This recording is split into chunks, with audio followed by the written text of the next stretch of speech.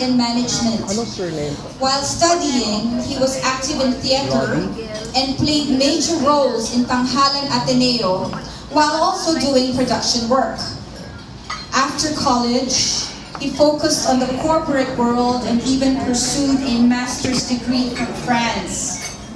He thought he could no longer do theater because of the time constraints, but as destiny would have it, he met the right people and found the Philippine Drama Company, a community theater where he was able to continue his passion for theater but still able to be focused on his work.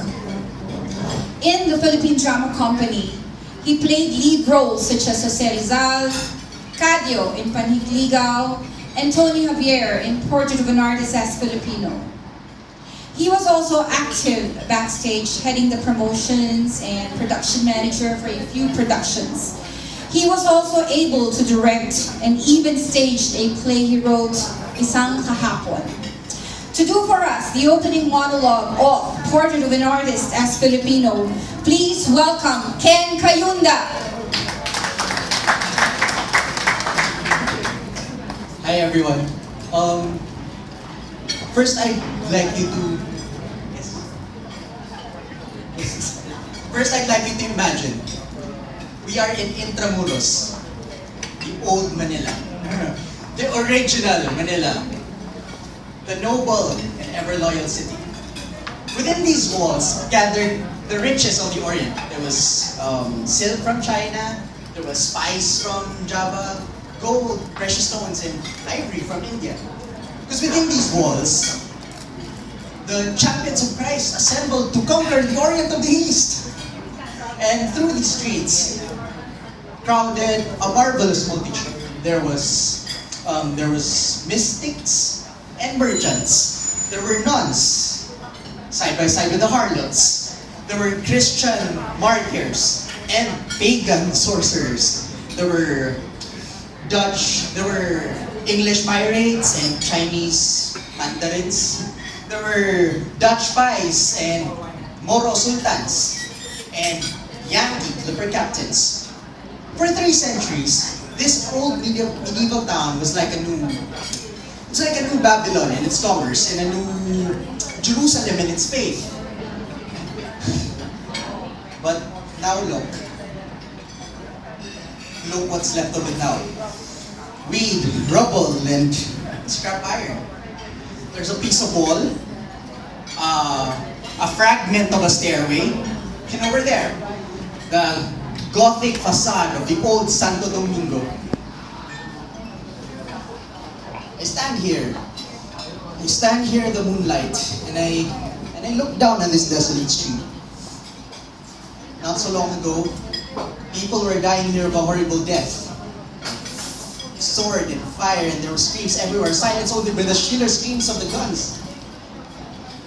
But only silence now. It's only silence. Moonlight, and the thickening grass everywhere. Well, but this is the great Calle Real, the main street of the city, the main street of the land, the main street of our history.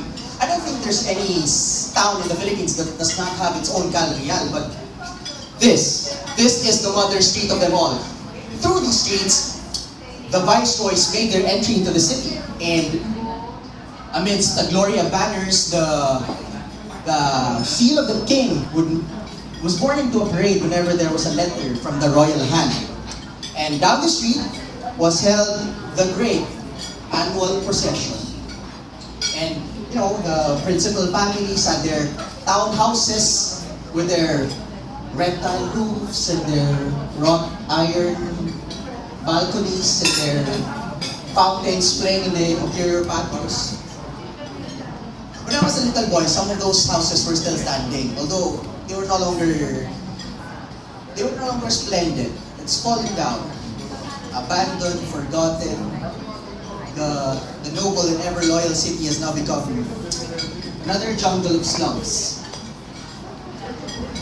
But there was one house in particular that never became a slum.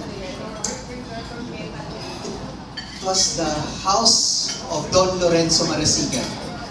It was wasn't just the seashells lining the stairway, or the baroque furniture, or the stacked albums in the shelves. It was the atmosphere.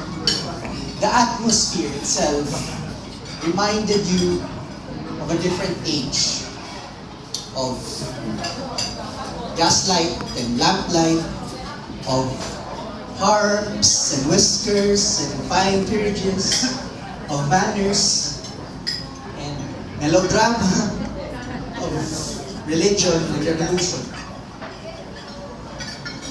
But it's gone now. That house, it's gone. The house of Don Lorenzo Marasigan and his daughters Paula and Candida. I remember when it was early in October in 1941, just 2 months before the global war. Outside, the world was hurrying gaily towards destruction. But inside that house, things went on as usual. Everything in its proper place, unaltered, unchanged. Hello, Candida.